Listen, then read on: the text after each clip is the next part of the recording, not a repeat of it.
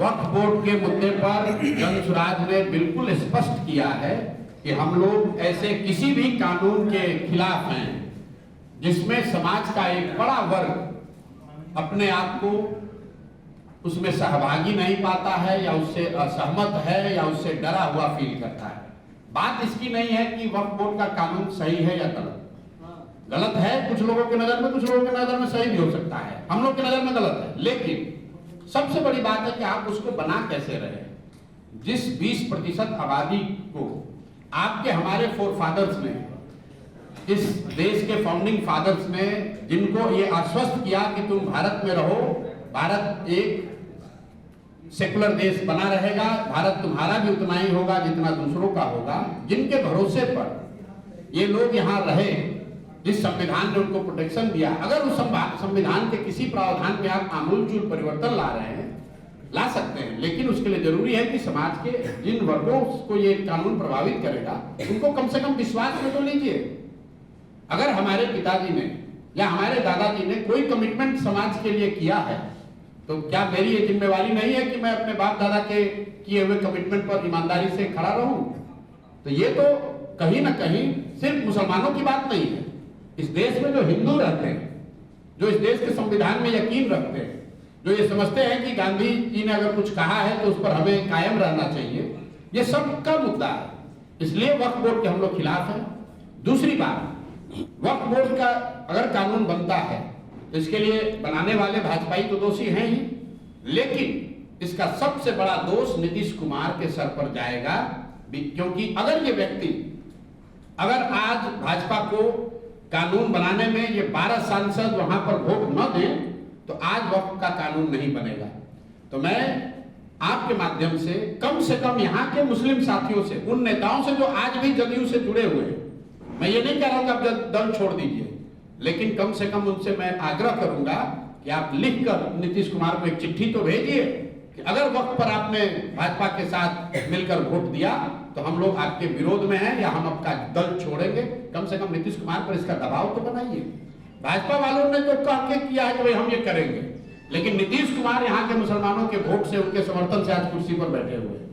अगर 2015 में नीतीश कुमार को, महागठबंधन को मुसलमानों ने वोट नहीं किया होता तो नीतीश कुमार संन्यास लेकर कहीं गांव में बैठे रहते। इसलिए अगर आप गांधी की बात करते हो, समाजवाद की, लोहिया और जयप्रकाश की बात करते हैं, तो आपकी ये जिम्मेवारी है कि जब आज आपके हाथ में है कि ये कानून बन सकता है या नहीं बन सकता है, तो आपको गांधी के विचारों के साथ खड़ा होना चाहिए। इन लोगों के साथ अन्याय नहीं होने देना चाहिए।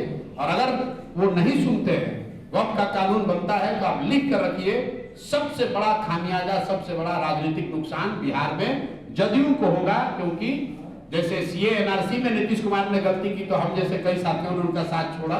मुझे लगता है कि वक्त पर अगर नीतीश कुमार ने भाजपा के साथ रह के वोट किया तो मुसलमानों का जो भी रहा सहा विश्वास या समर्थन उनको हासिल है, वो सब कुछ उनसे हट जाएगा।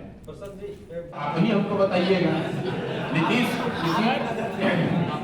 देखिए, हम लोग यहाँ पर कई साथी आप लोग हंस रहे हैं, ये कितनी दुखदायी स्थिति है कि यहाँ पर अगर किसी सिपाही की, टीचर की भी भर्ती होती है तो उसके स्वास्थ्य की जांच होती है।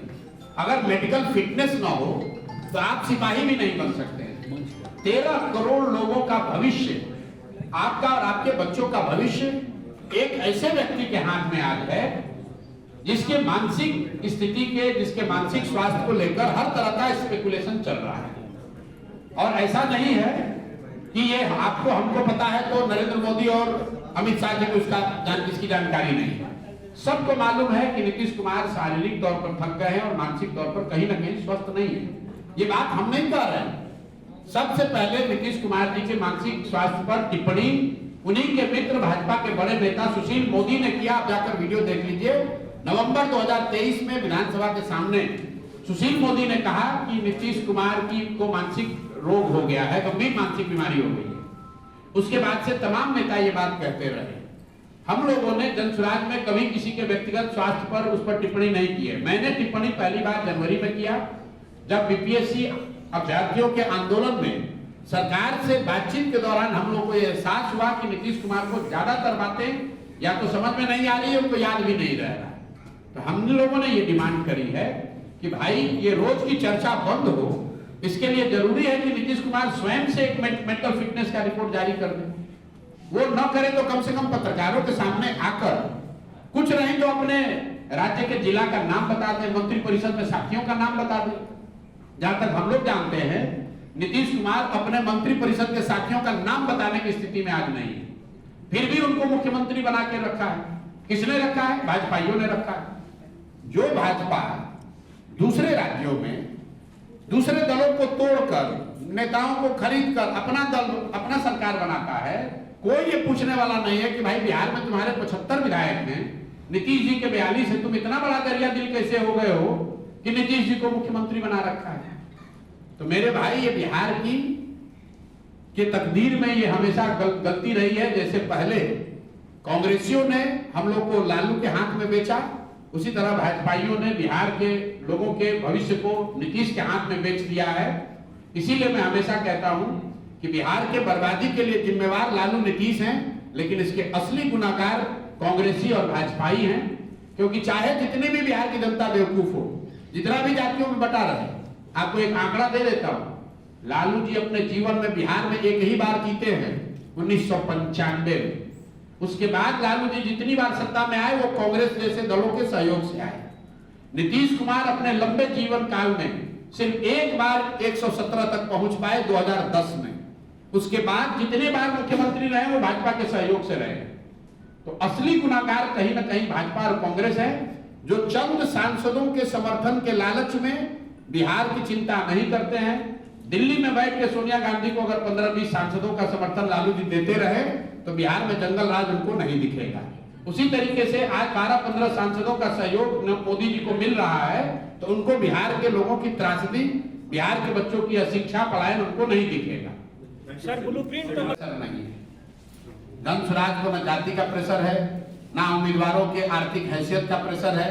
जन स्वराज को एक प्रेशर जरूर है कि 2-2.5 साल से गांव-गांव में जो लोगों की आशा अपेक्षा जन स्वराज से बनी है, लोग रास्ते चलते आकर कहते हैं भैया आपसे बहुत उम्मीद है, उस उम्मीद पर खरा उतरने का प्रेशर जरूर है कि कहीं कोई गलती ना हो जाए। सबसे गलती हो सकती है, हम लोग से भी हो सकती है। उस उम्मीद पर खरा उतरने का प्रेशर है, दबाव है। जाति का दबाव, पैसे का दबाव, बाहुबल का दबाव वो जन स्वराज पर नहीं। और आपके खिलाफ बयानबाजी भी करते और आप भी उनके खिलाफ बयानबाजी, क्या कहा इसी इलाके जहां पर आप बैठे हुए हैं, इस शख्स ने ही दिखाया है कि यहाँ पर पप्पू यादव कोई फैक्टर नहीं है। ये तो उदय सिंह जैसे लोग जब यहाँ पर सक्रिय अभी नहीं है राजनीतिक तौर पर, इलेक्टोरल सेंस में सक्रिय तो समाज के स्तर पर हैं ही, राजनीतिक तौर पर हैं, लेकिन चूंकि इलेक्टोरल पॉलिटिक्स में उदय जी जैसे जो साथी हैं वो बहुत सक्रिय नहीं है, इसलिए आपको इस तरह के मेंढक लोग दिखते रहते हैं। और मेंढकों का काम है बरसात में निकलेंगे तो टर करेंगे, उससे कोई फर्क नहीं पड़ना। अमित शाह बिहार के दौरे पे आ रहे हैं, करते हम नहीं जानते हैं। आपने कहा कि बिहार में जाति के आधार पर, समीकरण के आधार पर ही चुनाव होता है। आप बताइए कि पूरे बिहार में लोगों ने भाजपा को, मोदी जी को वोट दिया है। मोदी जी के जाति के कितने लोग बिहार में रहते हैं? आप तो बहुत भारी पत्रकार हैं। मोदी जी के जाति के कितने लोग बिहार में रहते हैं? जिन लोगों ने नीतीश कुमार को वोट दिया है, नीतीश कुमार के जाति के कितने लोग बिहार में रहते हैं? अगर लालू जी की भी बात कर लें तो लालू जी के जाति के 15-16% लोग बिहार में रहते हैं। तो क्या लालू जी को 15% वोट से आप बिहार जीत जाइएगा? ये जो बात आप लोग रोज फैलाते हैं, ये भी नहीं समझते कि आपको बिहार का कितना बड़ा नुकसान कर रहा है। आप कभी बिहार के बाहर जाइए, क्या गुजरात में जातियों की राजनीति नहीं है? 1980 में वहां पर खाम थियरी की बात होती थी, KHAM, क्षत्रिय, हरिजन, आदिवासी और मुस्लिम, जो कांग्रेस को वोट करता था। क्या खाम थियरी बिहार में बनाया गया था? कर्नाटक में वोक्कालिका और लिंगायत की राजनीति होती है, तो क्या वो बिहार में है? कम्मा और रेड्डी आंध्र में राजनीति कर रहे हैं, तो क्या वो बिहार में है? ये कहां से आप लोगों ने दिमाग में बैठा दिया कि खाली बिहार में जाति की राजनीति होती है? जाति जो, एक मिनट रुकिए, जाति जो है वो समाज की एक सच्चाई है। समाज का जो भी हिस्सा है, अगर समाज में जाति है तो राजनीति में भी उसका कुछ प्रभाव होगा। समाज में अगर हिंदू मुसलमान है तो उसका राजनीति पर प्रभाव होगा। अगर समाज में भ्रष्टाचार है, परिवारवाद है, तो उसका प्रभाव आपको राजनीति में दिखेगा। राजनीति तो समाज का आईना है, जो कुछ भी समाज में है वो राजनीति में भी दिखेगा। जाति एक बड़ी सच्चाई है, लेकिन जाति एकमात्र सच्चाई नहीं है। मुस्लिम जो है वो क्यों लालू जी को वोट दे रहा है? मुस्लिम की जाति और लालू जी की जाति एक तो नहीं है। वो इसलिए दे रहा है कि वो भाजपा को नहीं दे सकता है। इसी तरह बहुत बड़े हिंदू समाज में बहुत जातियां ऐसी हैं, बहुत जातियों के लोग ऐसे हैं जो भाजपा को या नीतीश को इसलिए वोट देते हैं कि वो लालू जी के जंगल राज से डरते हैं। उनका जातियों से कोई लेना देना नहीं। आप इतना सिंप्लीफाई करके बता देते हैं आप लोग, यहाँ तो सब जाति पर होता है। क्या प्रत्याशी सुराज उन्हीं लोगों को चुनाव लड़ाएगा जो समाज की नजर में सही है, सही व्यक्ति है, समाज को कुछ देना चाहता है। ये उन लोगों का दल नहीं है जो एमएलए बनकर, मंत्री बनकर, ठेकेदारी करके, शराब बालू के जरिए बहुत पैसा कमाना चाहते हैं। ज्यादातर लोग इसमें वो लोग हैं जो जीवन में जिन्होंने कुछ किया है, हासिल किया है, संघर्ष किया है, समाज के लिए खड़े रहे हैं, और कहीं ना कहीं उनके मन में ये जज्बा है कि अगर कोई सही प्लेटफॉर्म होता तो हम भी जुड़कर समाज के लिए कुछ कर पाते। किसी के पास ये पैमाना नहीं है, हमारे पास कोई क्रिस्टल बॉल नहीं है, थर्मामीटर नहीं कि मैं बता दूं कौन सही कौन गलत। लेकिन ये भी संभव है कि बहुत ईमानदार व्यक्ति को आप टिकट दीजिए और जीत कर आए तो वो भ्रष्ट हो जाए। लेकिन हम लोग क्या कर रहे हैं? हम लोग सिस्टम को अकाउंटेबल बना रहे हैं। मैं ओपनली मन से कहता हूं कि अगर जनसुराज से भी गलत आदमी खड़ा होता है उसको वोट मत दीजिए, और अगर जनसुराज के सही आदमी को वोट भी दे रहे हैं तो ये कह के दीजिए कि सिर्फ 5 वर्ष के लिए दे रहे हैं। लोकतंत्र में जो आप वोट देते हैं, जो आप विश्वास भरोसा जताते हैं, वो 5 वर्ष के लिए है, जीवन भर के लिए नहीं। यही बात तो हम लोग 2 साल से समझाने की कोशिश कर रहे हैं। इस देश में 5 ऐसे राज्य हैं जहां से पूरे देश की 1/3 इकोनॉमी है। केरल, तमिलनाडु, कर्नाटक, आंध्र प्रदेश और तेलंगाना। ये 5 राज्यों में 1/3 देश की इकोनॉमी है। ये 5 राज्य में अलग अलग भाषा बोली जाती है, अलग अलग विचारधारा के दल वहां पर शासन में हैं, अलग अलग नेता हैं, लेकिन एक चीज कॉमन है। आजादी के बाद आज तक इन 5 राज्यों में कोई एक मुख्यमंत्री, कोई एक नेता 10 वर्ष से ज्यादा मुख्यमंत्री नहीं बना। क्यों? क्योंकि जनता ने उन पर शिकंजा रखा है कि आप काम नहीं करोगे तो आपको हटा दिया जाएगा। बिहार में चाहे जनसुराज की सरकार बने या किसी दूसरे पार्टी की, जब तक नेताओं के मन में ये डर नहीं होगा कि हम काम नहीं करेंगे तो जनता हमको हटाएगी, तब तक सुधार नहीं हो सकता है। जनसुराज भी सुधार नहीं कर पाएगा। तो हम लोग विकल्प दे रहे हैं ताकि जनता के पास ये अवसर रहे कि जो काम न करे तो किसी दूसरे को चुनिए। बिहार में विकल्प ही नहीं है। लोग जान रहे हैं कि आदमी ने काम नहीं किया है, 5 वर्ष भ्रष्टाचार किया है, फिर चुनाव आता है, कहता है भैया लालू तो कितना भी आदमी खराब है, लालू के जंगल राज से तो ठीक है, तो चलो इसी को वोट दे दो। इसी तरह मुस्लिम साथियों की आप देखिए, सीमांचल में मुसलमान साथियों का क्या हालत है। पढ़ाई के नजरिए से, आर्थिक दृष्टि से, रोजगार के नजरिए से सबसे ज्यादा अगर कोई कष्ट में है तो मुस्लिम परिवार है। बावजूद इसके वो वर्षों से लालू को क्यों वोट दे रहे हैं? इसलिए दे रहे हैं कि सामने भाजपा को वोट दे नहीं सकते हैं। उनके पास विकल्प हो तभी समाज में सुधार होगा। सर, आप विकल्प की बात कर रहे हैं। जनसुराज 100% बिहारियों की बात कर रहा है, उसमें वो 38% भी शामिल है जो उनके समझ से, आपकी समझ से आरजेडी का समर्थक है। हम लोग किसी जाति, समुदाय, संप्रदाय विशेष क्षेत्र की राजनीति नहीं करते हैं। हर उस बिहारी की राजनीति कर रहे हैं जो बिहार में परिवर्तन चाहता है। हर उस बिहारी की बात कर रहे हैं जो पिछले 30-35 साल से बिहार में विकल्प न होने की वजह से कहीं ना कहीं अपने मन में कूड़ता रहा है, दूसरे राज्यों की तरक्की को देखकर अफसोस करता रहा है कि काश ऐसा होता कि बिहार में भी कोई दल होता, बिहार में भी विकल्प होता जहां हम लोग भी विकास की बात करते। तो आपने कहा, अगर आपका सवाल यह है कि आपका वोट बैंक क्या है, वोट बैंक के नजरिए से भी देखिएगा तो बिहार में जाकर आप सर्वे कर लीजिए। मतदाता चाहे आरजेडी का हो या भाजपा का, जदयू का हो या कांग्रेस का, करीब करीब 60% से ज्यादा मतदाता बिहार में आज नया विकल्प चाहता है, बदलाव चाहता है। वो जरूरी नहीं है कि वो जनसुराज चाहता है, ये मैं मान रहा हूं, लेकिन 60% से ज्यादा लोग बिहार में बदलाव चाहते हैं। तो जनसुराज का वोट बैंक वही 60% मतदाता है जो बिहार में अब बदलाव चाहता है।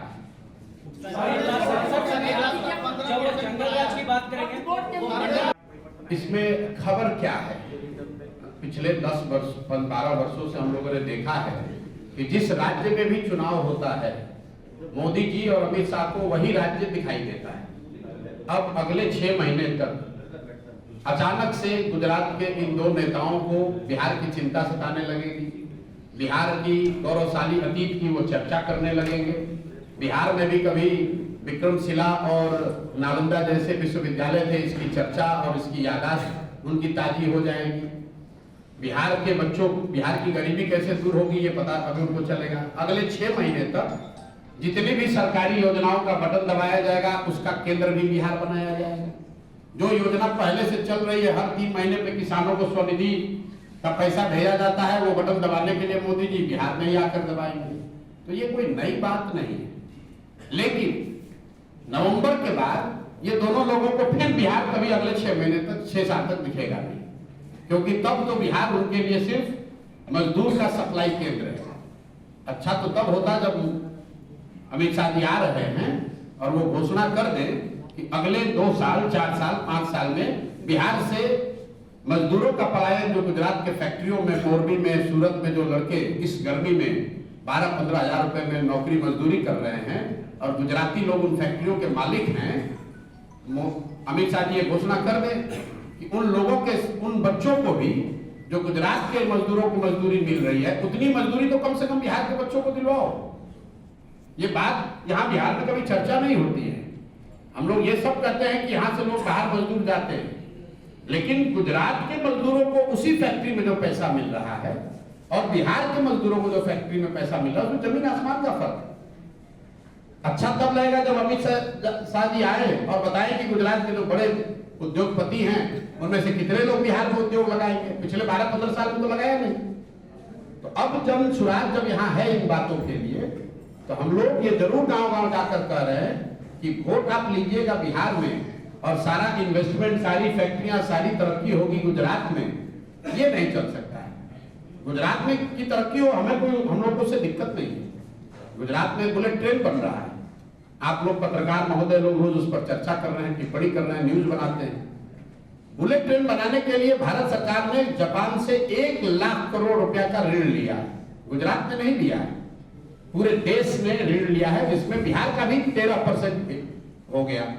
अगर 1 लाख करोड़ रुपया भारत सरकार ने ऋण लिया तो 13,000 करोड़ रुपया बिहार के लोगों पर भी वो कर्ज हो गया। वहां पर बुलेट ट्रेन बन रहा है।